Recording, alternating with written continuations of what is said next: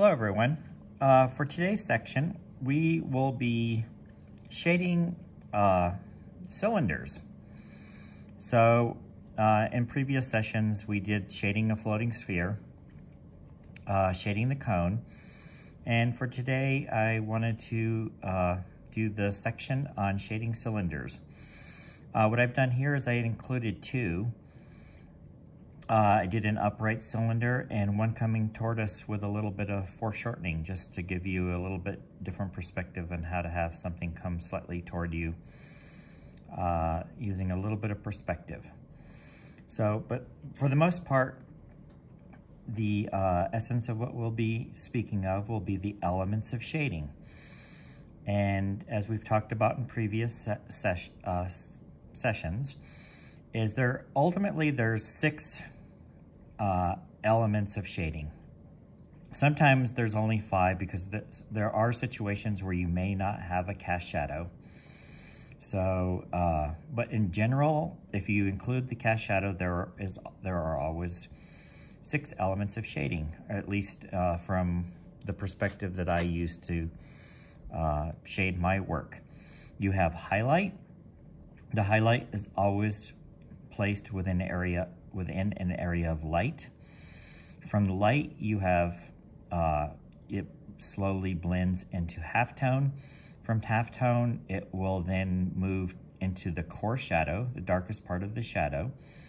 From core shadow, you move and blend very carefully into reflected light. And depending on the situation, you would then have a cast shadow. So all objects in which you would likely draw these principles or variations of these principles will apply to pretty much any subject matter. So if you can learn these six core elements of shading, there basically isn't anything you cannot shade. This is just a continuation of showing a variety of different shapes that can be shaded. They're very similar to things that exist in nature that really help to simplify the understanding of shading. And the way I did this very quickly is I blocked this in very fast, just to save a little bit of time here. But basically I started with the elements of drawing, which was you begin with a point. If you remove your point, then you're left with mark. Then I had a point moving to another area. And then ultimately you create line. Line spans the distance between 2 points. And you create line by a moving point. And then I came down here.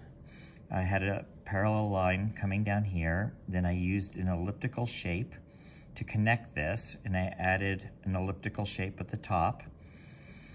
And that now creates shape. And in essence, we have this shape here, and we have a second shape up here. Same with this cylinder. This section here forms a shape, and then we have elliptical shape here. So the cylinder turned on its end coming toward us with foreshortening technically has two separate shapes. They're two separate flat planes. What we are going to do now is try to shade these to make them look more three-dimensional and a little bit more sculptural.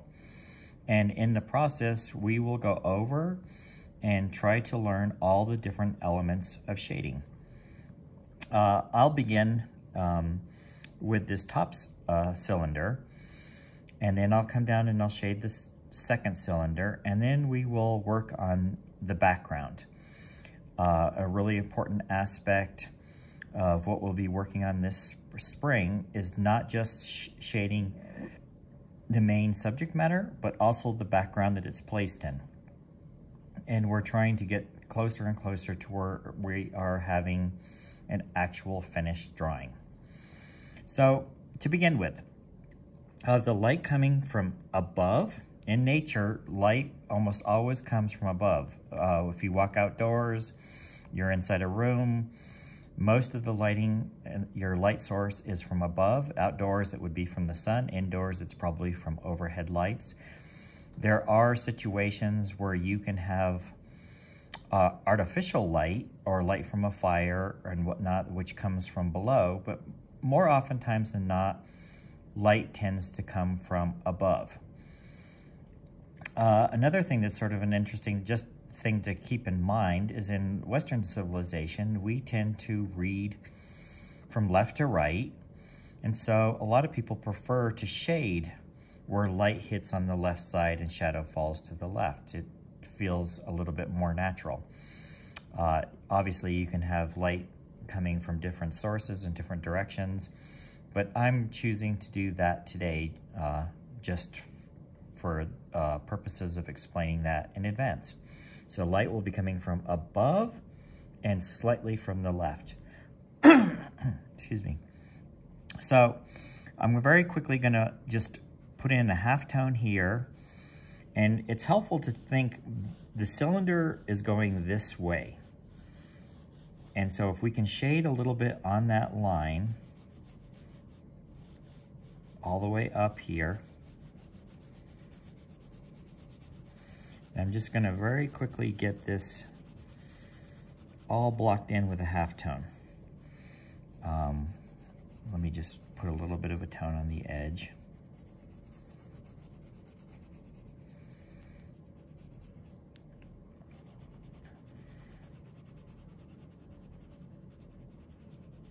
And the cylinder is kind of interesting because it's a little bit different from the sphere and cone in that we have a soft turn and it's round, but we also were going to have a flat section that has a very sharp turn, very much like the edge of a tabletop. So there's a couple of different shading principles to consider in shading the cylinder, and we'll get to that here in just a second. So again, I always like to point this out. If we were to, we now have light and we now have halftone, but ultimately, if we were to cover one half of this side, this forms a new shape, and that shape is just all light, and it's just still a flat plane. If I put my hand on this side, we still have a flat plane with a tone on it. It is not necessarily round. So it's important when we do this sort of thing that we want to keep light with inside the form. We want to avoid what I refer to as rim lighting, which is light on the edge of the form. Light on the edge of the form actually destroys form and will keep it from being three-dimensional. So we want to put a tone here on this, and we want to keep it soft. And remember, as we move toward the light, it's going to get softer and softer. So I'm trying to make sure that I get a tone on it so we can keep light within the inside. So now we have, so remember we have 6 elements of shading. We have the highlight, we have the light, we have the core shadow, halftone, core shadow, reflected light, and cast shadow. At this point, we have 2 of the elements of shading already included. We have the halftone and we have light. And I want to put a little tone up here because there'll be light on the side, but the core of the light will be on the top of this cylinder. The rest will have a tone. And I want to just enhance that a little bit here. So now we have 2 of those. Now what we're going to do is we're going to add the core shadow. So we've got the light, we've got the halftone. We want to blend the halftone into the core shadow. So right through here, the core shadow is always the darkest portion of the shadow. I am going to darken this in.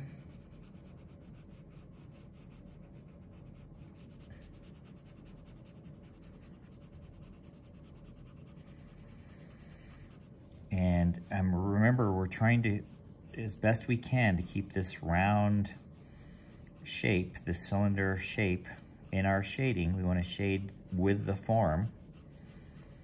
And I'm not pressing too hard, especially when I did the halftone, I was barely pressing my pencil down. Now that I'm adding the core shadow, I'm pressing a little harder. And I'm not gonna get it too, it'll get much darker.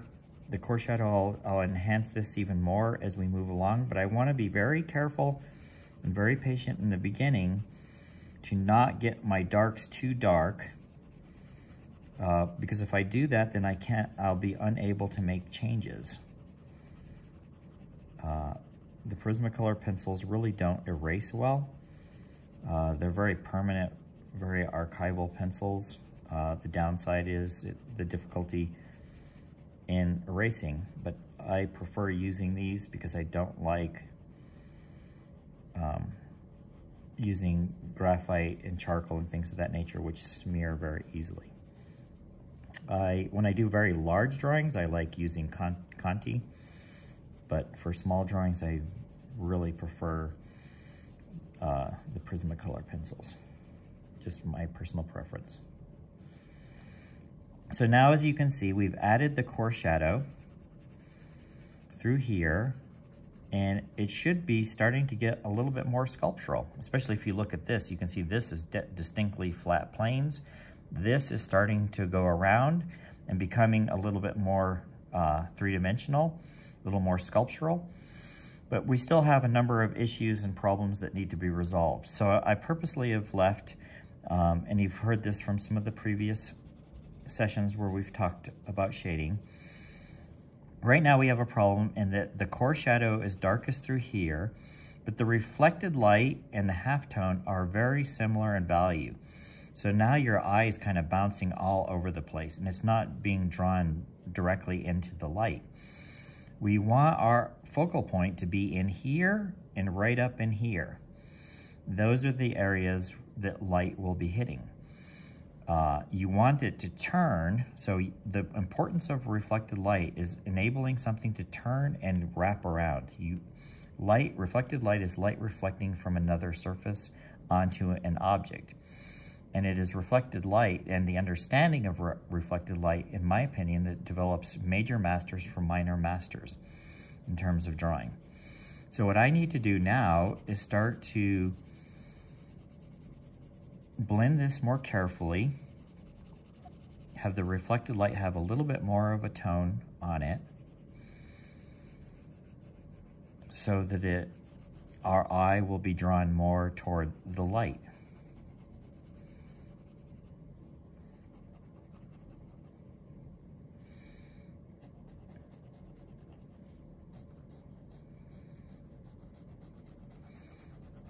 And I'm being real careful here to not get it too dark too quickly and to try to blend it as best I can.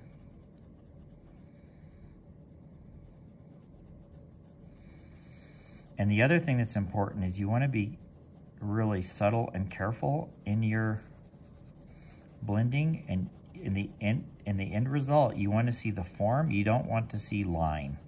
You would like the line to not be visible and to have it just be value in a subtle gradation so that it's carefully blended.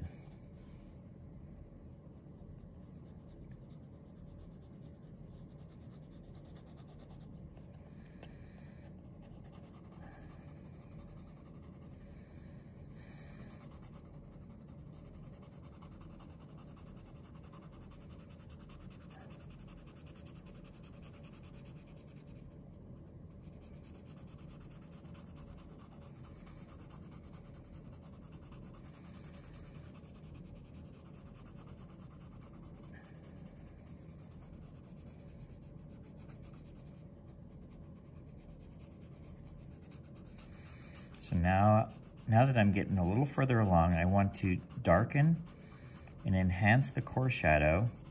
And I want to be careful to not just have a real tiny thin area. I want it to blend. I don't want it to look like it's a cut into the surface. If I just darken one little strip, it's going to look like it's a cut. I want it to enhance the actual form. And as we get down here near the base, there won't be light right on the edge. And when we start working on the background, then I'll work on setting it, making sure it looks like it's sitting on a surface. But for right now, that's, and I can put a little bit more of a tone in here to try to keep the light a little further up. Now when we get to the darkest, when you have a sharp edge like this, like a tabletop edge, the darkest dark is always next to the lightest light. So now I want to enhance this darkest dark so we can clearly see that this is an edge. And then as it moves away, I want it to get softer and more subtle.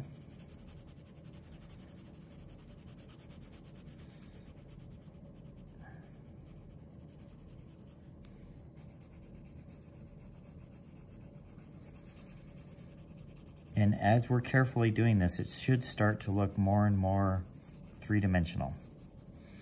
Now this top portion of the light, as the top portion of the surface, even though this all is going to have light, there needs to be a very light tone on the top as it moves away. So I'm going to have a little bit of a tone here. The highlight will probably be somewhere in here. So I want a half tone on all of this.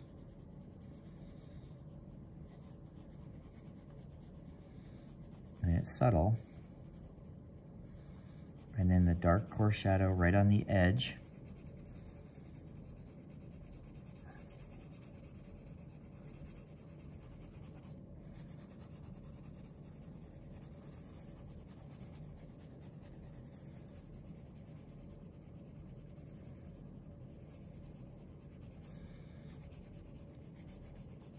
And most of the light is going to fall on the top, but there still will be some light through here on the cylinder.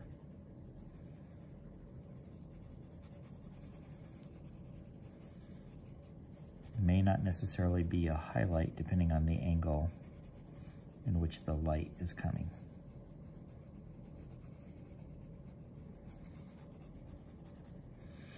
So that's the general idea. And then cast shadow, light's coming above from this side, cast shadow is going to fall this way.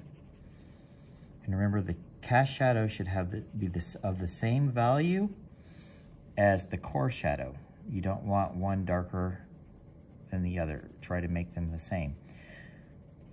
So the darkest point of the cast shadow will fall near right near the object.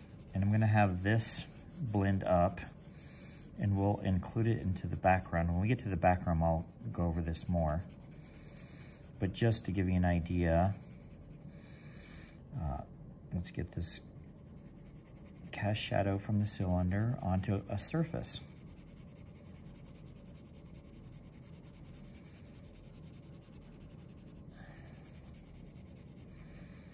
And again, the darkest dark is where the form touches the surface. And we'll be able to clean all that up and make it look a little better, when we get toward the finishing part of this.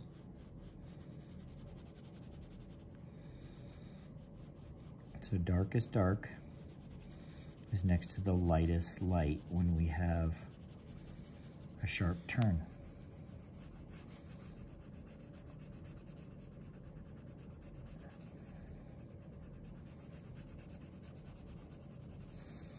And as it moves away, it'll get softer.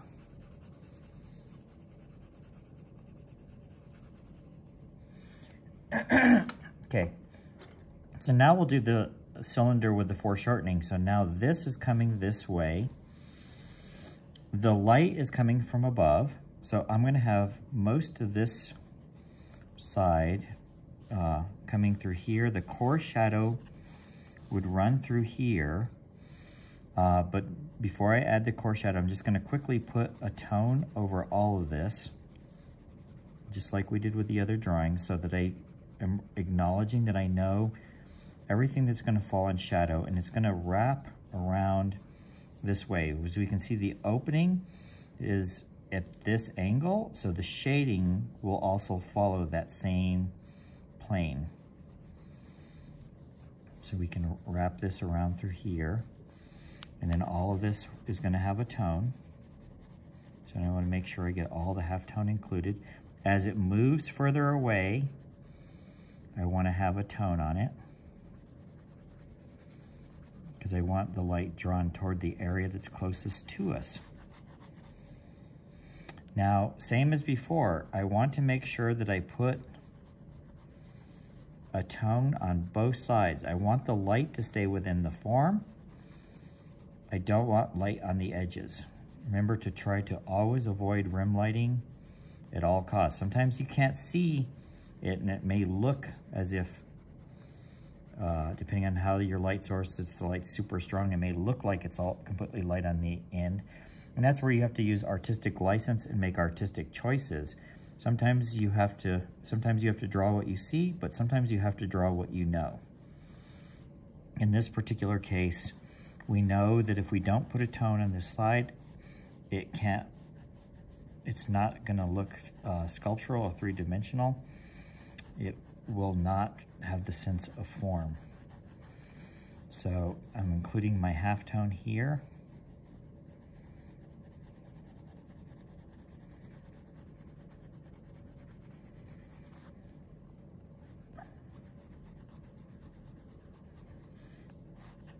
So now it should start to look a little bit round. Now, if you notice here, the front section still looks very much like, even though this is starting to look a little bit more rounded, and I haven't added the core shadow yet, this plane up here is still very flat.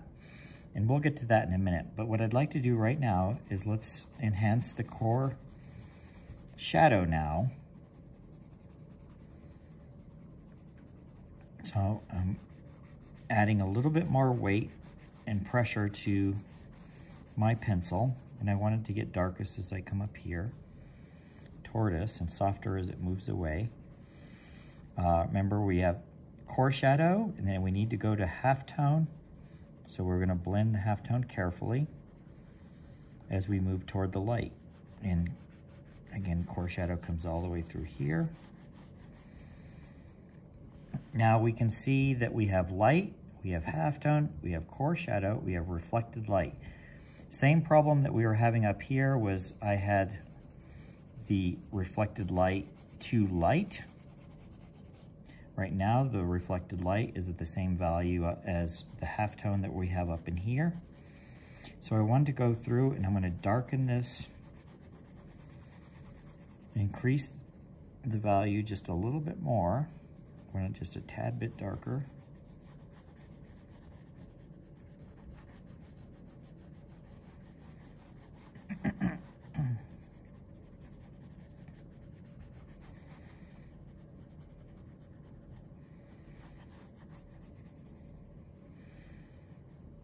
And then I'm going to blend this a little bit more carefully on this side.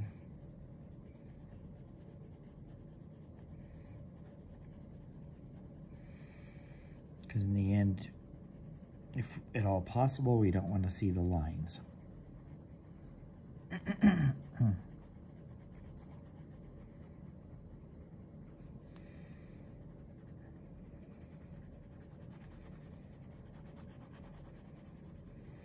And I'm going to put a tone over all the section that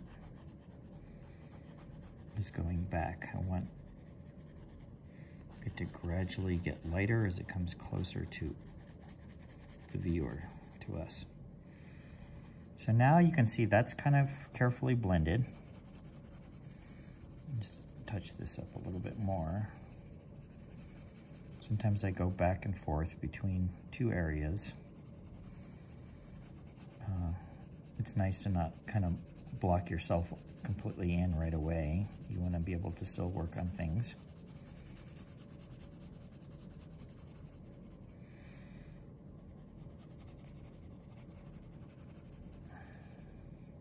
Okay, now I'm going to go and work on this plane. So if light's coming from above, the darkest dark is going to be right in here, on the inside of this cylinder.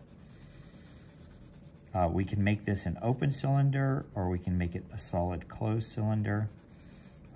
Either way, I think for today's purposes, I'll just make it a flat plane so that we can continue with our discussion on planes. So the darkest dark will fall right here. So up here we have the light falling on the top plane. Now this plane, because it's turned on its side, will all fall into shadow. So the darkest dark is now on the elliptical portion, whereas in the other cylinder, the lightest light is in that area. So if we wanted to leave this open, we can leave that, have reflected light going inside of the form, but we're going to try to blend this carefully to make this whole section solid. A solid plane.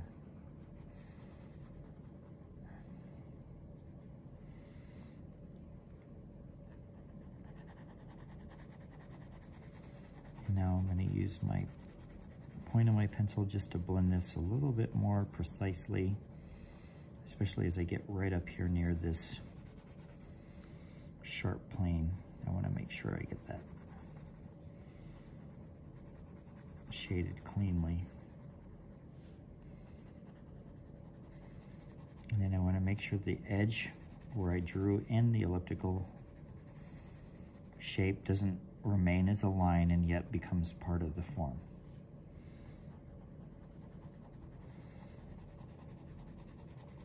And taking care to clean that up sometimes takes a little bit of time, but it's well worth it in the end.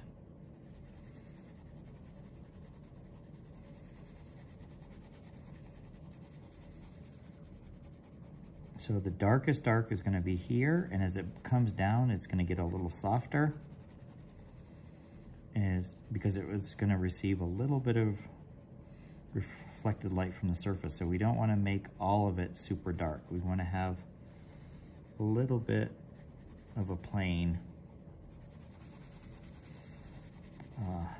where it's receiving a little bit of the reflected light.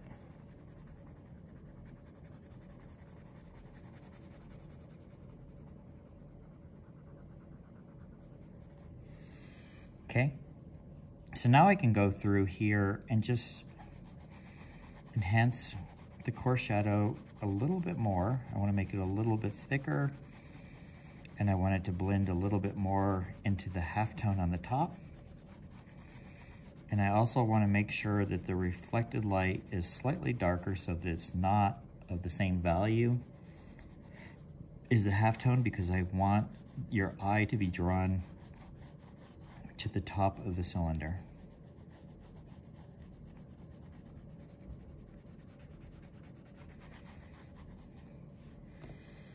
Okay, so now we have a foreshortened cylinder coming toward us. The next thing we need to do is then we'll try to add a cast shadow here so that it's setting on a surface. And you can see where some of these little lines that I had, when I very lightly was blocking it in the beginning and I was trying to figure out what angle I want to do, you see there's a couple of light lines under here. You may not be able to see it, but I can still see them.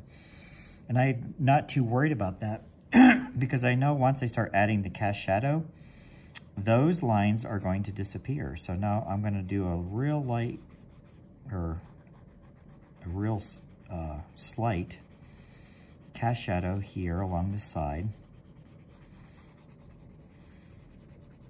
And then I'm going to extend the cast shadow here a little bit.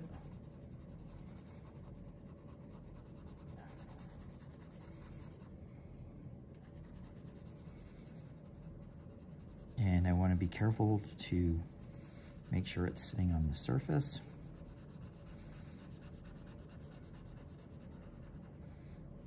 So the darkest dark is going to run right along this edge where the cylinder is touching the surface. And then as it moves away, I want it to get softer so that it blends into the surface, the shading of the tabletop. And I'll start to add a little bit of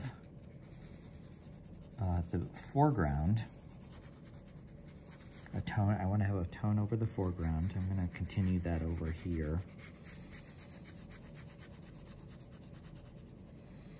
And then I'm going to slowly start to add, I want to make sure that I keep this nice clean edge of the cast shadow through here.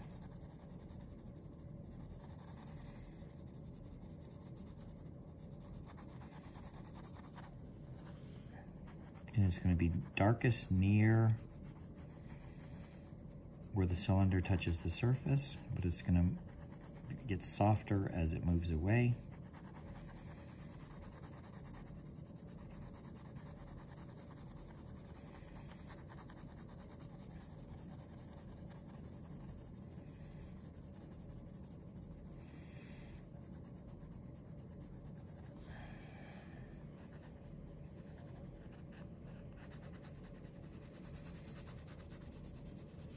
And it should start to look pretty quickly like it's sitting on a surface.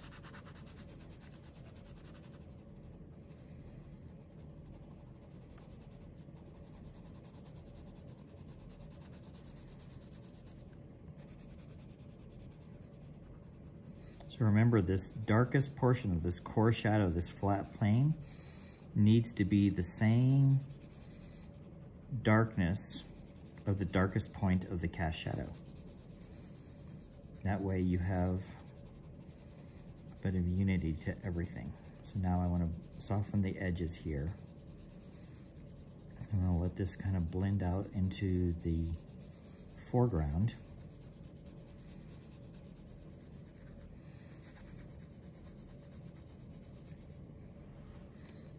And now I want to begin working and carefully start to add in the background.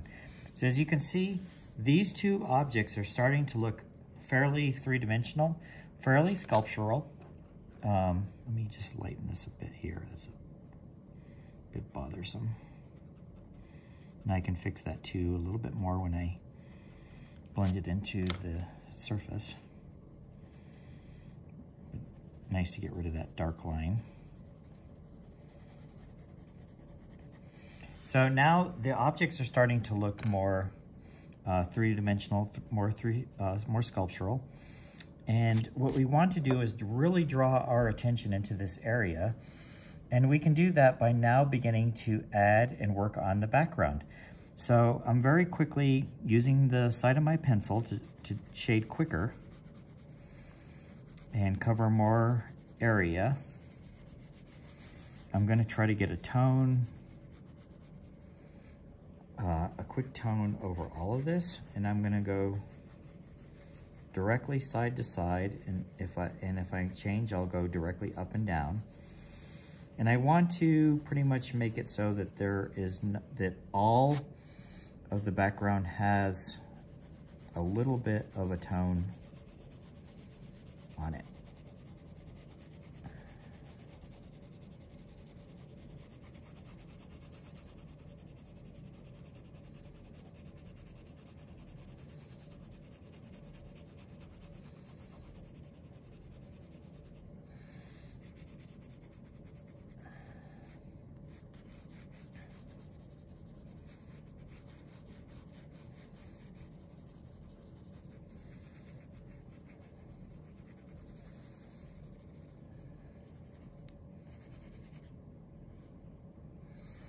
And then I'll move up here. I'll try to get all of this covered with a tone. And so one of the benefits of working on the side of your pencil is you're not leaving a whole bunch of lines.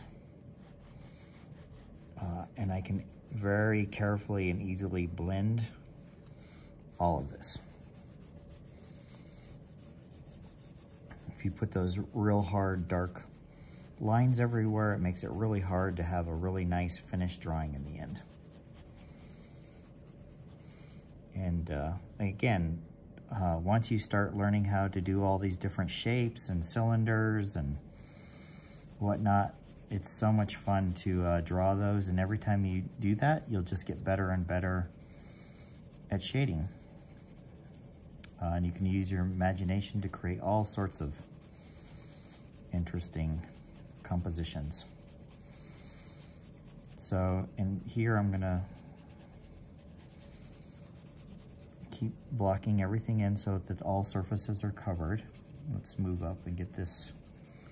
And then I can come up with little patterns and so forth to make it more interesting and more pleasing to the eye once I get everything covered with a tone. And I like to actually bring the background into the edge of the surface to soften all the edges. And if I need to enhance an edge later on, I can always go back in and enhance the edge of the form.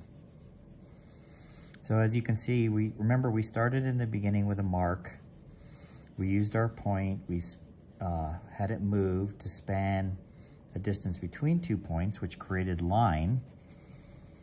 From the line, our goal then was to enclose and define an area, and that created a shape.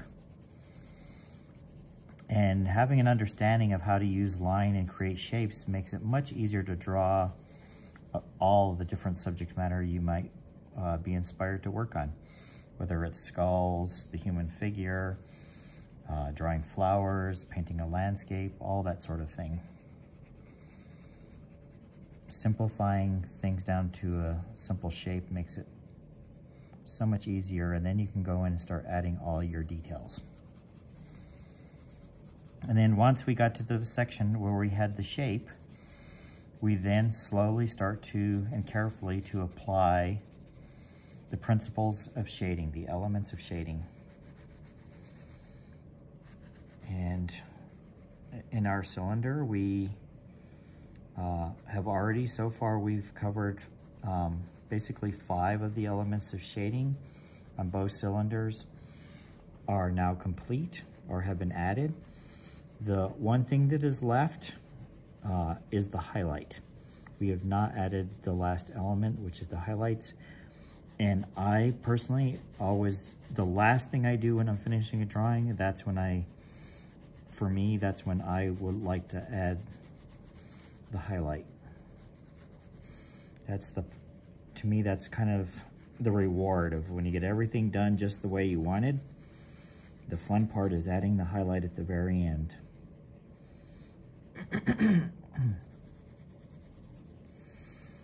So I'm just continuing here to get everything covered with a tone. So this will be the surface, and I want to make sure that that continues all the way through underneath the cylinder at the same angle. So if you could see through here, this would come out on that side. So I'm going side to side across the surface because I want to make sure that it's sitting on a surface that runs all the way through.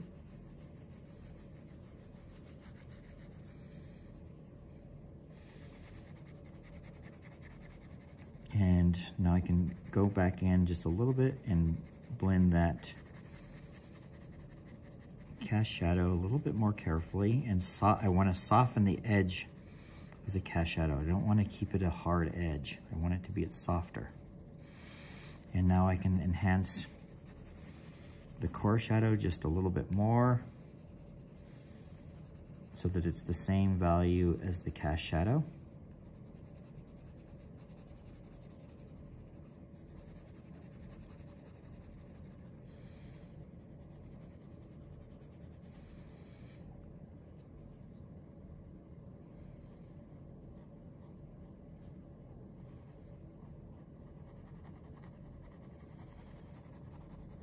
And I'm just using the point of my pencil now to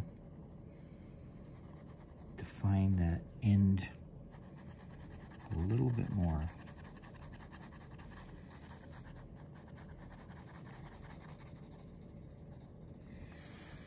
Okay, so now what I would like to do is now go in, I would like to draw our attention a little bit more into this area.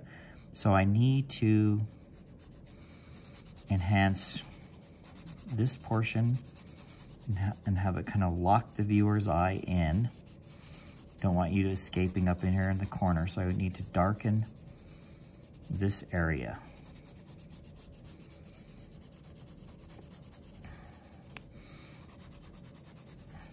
It's the artist's goal to lead the viewer's eye to where you want it to be, to the focal point.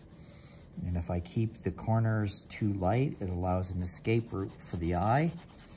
And I want to make sure that I keep the viewer locked into what I would like to see them participate in with their viewing into my subject matter. So I want to define the focal point area of the viewer. And I want to let's go ahead and get all this with a little bit darker tone up here. And carefully blending it down, but I want to enhance, again, this area in the corner. And I don't want just a little patch up there. I want it to blend carefully into the whole composition. And I'm going to do the same in this corner. I want to kind of lock the viewer in.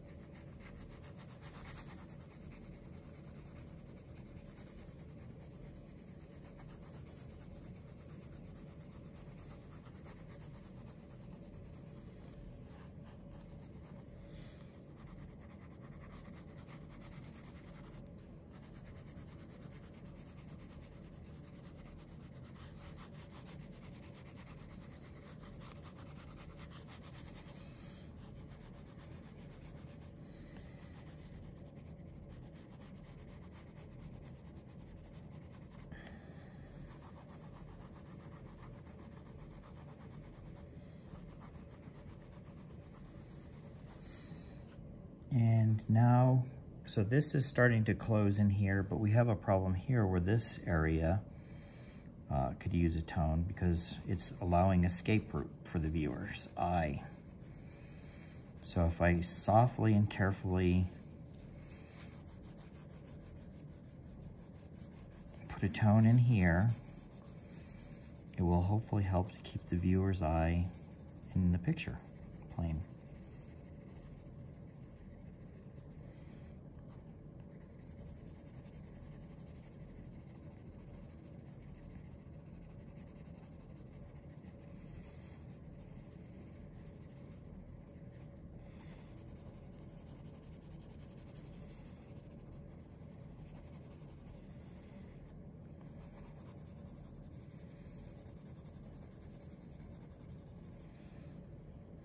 And I'm having the cast shadow kind of blend out into the foreground. So I want to try to eliminate, we have all these nice soft angles in here. So I want to try to keep those soft, smooth angles going, even in the background. I want everything to be smooth and blended carefully.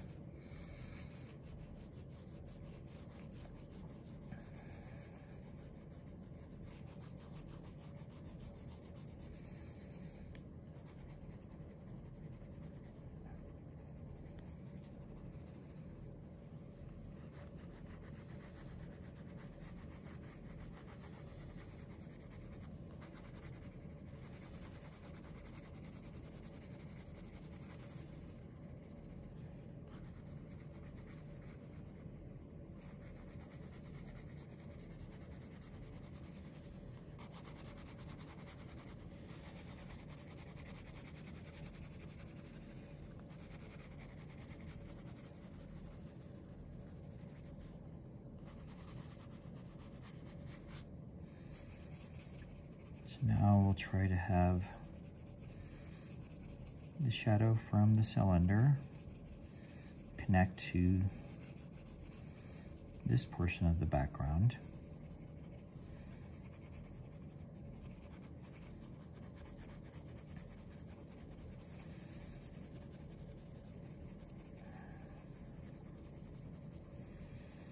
I want to have just a little bit more of a soft tone on this edge here to keep our attention on the actual form.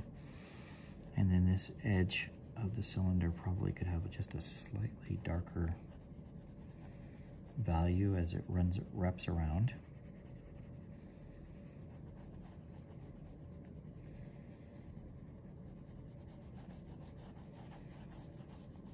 So as you can see, this end section, adding the background, is really fun, and it adds a lot to the picture as a whole. But you have to be careful and you have to be patient. You can't get in a big hurry. It's kind of like baking a cake. You get all the ingredients out, you mix everything, you get it all ready, and then you get in a hurry and you forget to put the cake in the oven. Or you drop it on the floor and ruin the whole thing. So now we'll enhance this, and I want to blend it down to the edge of the form. And I want to now just make sure I make this portion of the cylinder a little darker.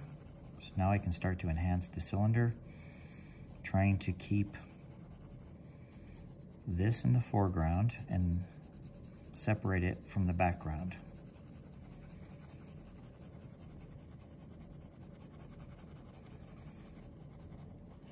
And blend it more carefully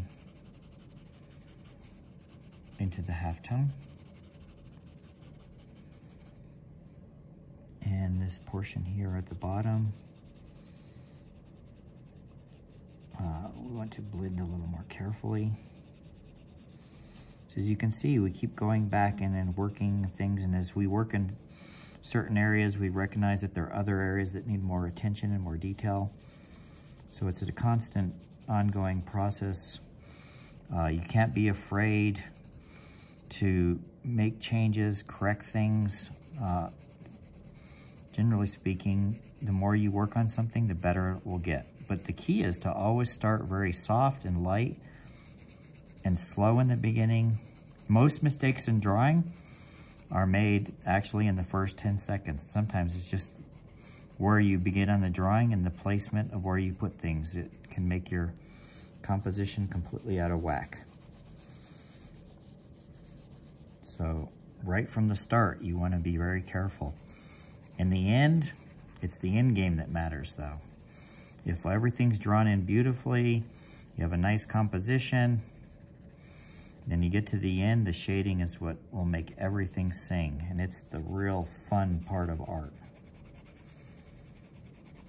But no amount of shading will redeem a poor conception. So if you don't have a good idea, you don't have a good plan, and you didn't start off well, all the shading in the world won't be able to fix it.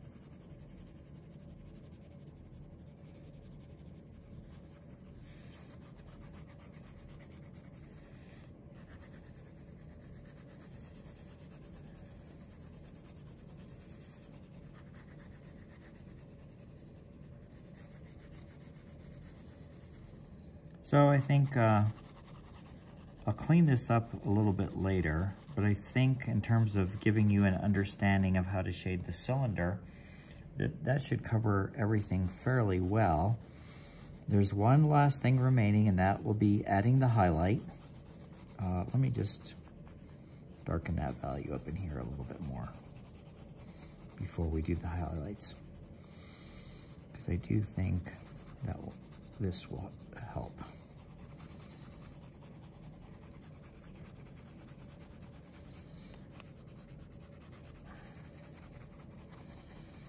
I want you to see me get to a point that's reasonably okay to have a good understanding of what's necessary. That somehow or other looks like got a little dark there, it shouldn't be.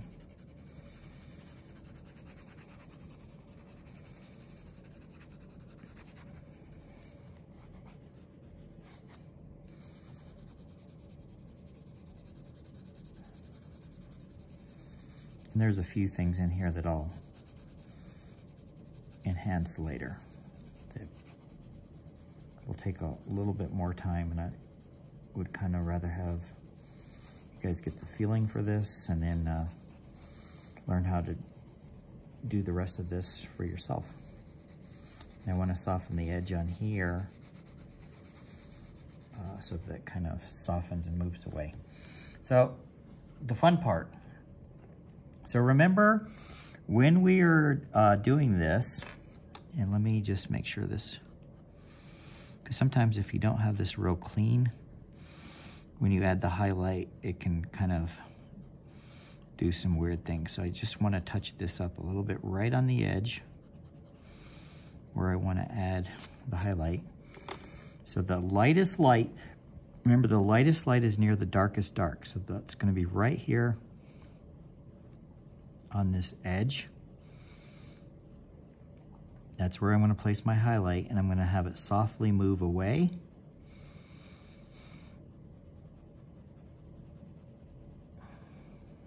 And so this cylinder, that's where the highlight will be. Light coming from above. All right. You can have a little bit of light in here, but it might then start to fight the situation. Depending on what is you're trying to do, you can either add a highlight or just keep it as light. For this one, I believe at this point, I'm just going to leave the highlight up here on the top, and I'm not going to add, well, I might change my mind later on, but probably not going to add a highlight. And here, right up here, this is where the edge is. Lightest light is going to go near the darkest dark. I want to make sure this is nice and clean through here. So I'm gonna just try to use my little eraser here to clean this up so I don't get any funny markings when I start to add the highlights. I want it to look very clean and really try to enhance the form. So the highlight's what kind of makes everything sing in the end. So coming down here, we're going to add a little bit of light through here. Got light coming through here. And then the lightest light is next to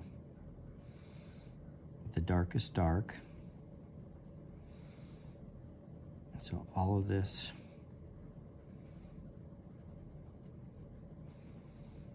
is going to have that highlight. And the highlight's going to soften as it moves away so that our viewer comes toward, we want the cylinders coming toward the viewer, and we want everything directed toward this coming, increasing the foreshortening and creating this sense of perspective and depth. And I'm careful not to make this go this. I want it to go around, so I don't want to make the entire light area with a highlight or it will become flat. And you're trying to avoid the cylinder, unless it's this direct flat plane here, which it's okay to keep it flat. This, we want it to be round, so we want to be very careful how we shade that. Now I can just enhance the darkest dark near the lightest light. I can make it a little bit cleaner here.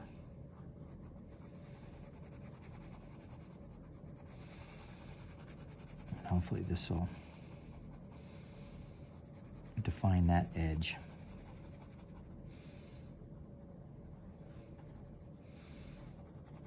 And the core shadow again runs through here. And then reflected light goes under. If we're using color, you can add orange, a nice rich orange color into your reflected light, and that works very well. If I were doing this demonstration in pastel or Conte, I would probably add orange tone into the reflected light to give it some warmth and a real sense of reflected light. But I want to keep this just black and white monochromatic. So I do want to, now that we did all that blending, I do want to enhance the core shadow on this cylinder a little bit more. I feel like it could be a little bit richer, a little more sculptural.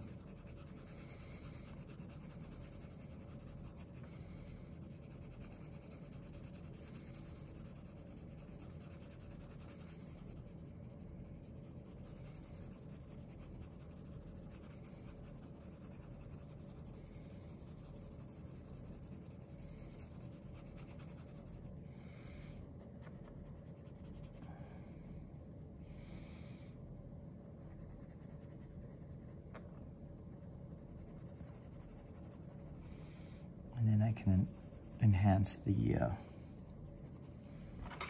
cast shadow just a little bit more. As it moves away from the form, it's going to get softer.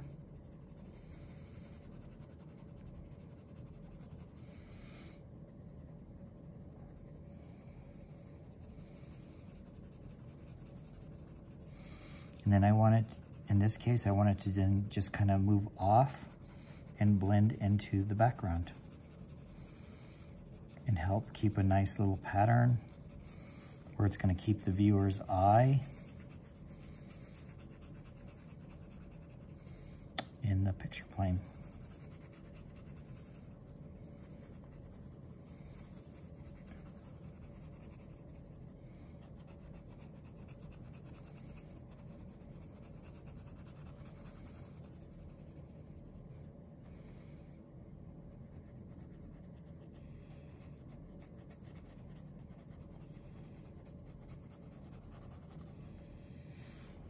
Okay. And let me just put a little bit more tone here.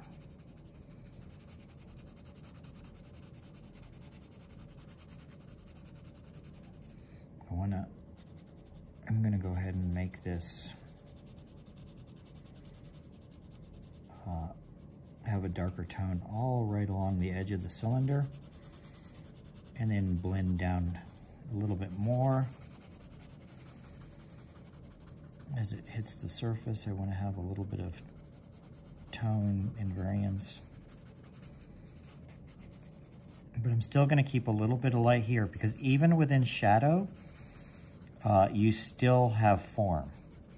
So while it may not have a highlight in here, it still needs to have light. But I think this will enhance what we're working on.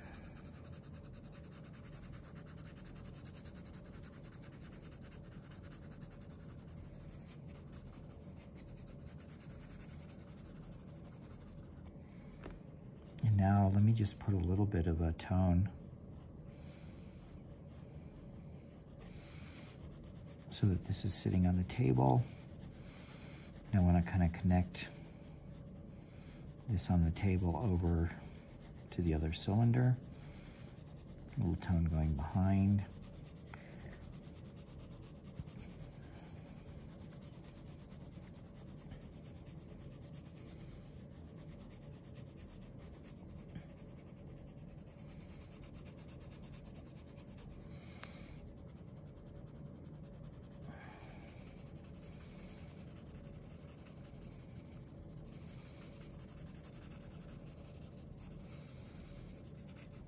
And I think there you have it. So the elements of drawing combined or followed up with the elements of shading are the essence of creating art.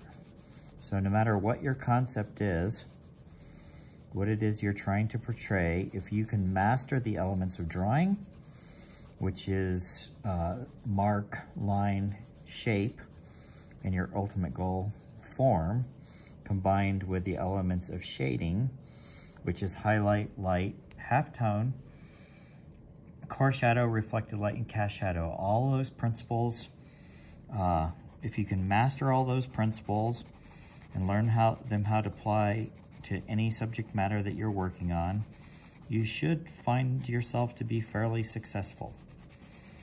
It takes years and years of practice. In the beginning, it's not always easy. It's actually pretty hard and it's incredibly challenging. And that's one of the things I love about art is you can work on something, you can draw the human figure your entire life and never get bored with it because the challenges are infinite. You're never going to be doing the same thing. You're not going to have to deal with the same problems over and over. There's always something new. It's infinitely challenging. I hope you enjoyed this. We had a little bit of foreshortening in this. We had the cylinder up and down. We included the background. All the different elements of shading and drawing are represented. And I hope you find this useful, and it'll bring you many years of happiness and frustration and reward and working on drawings of your own up here in the future. Thank you.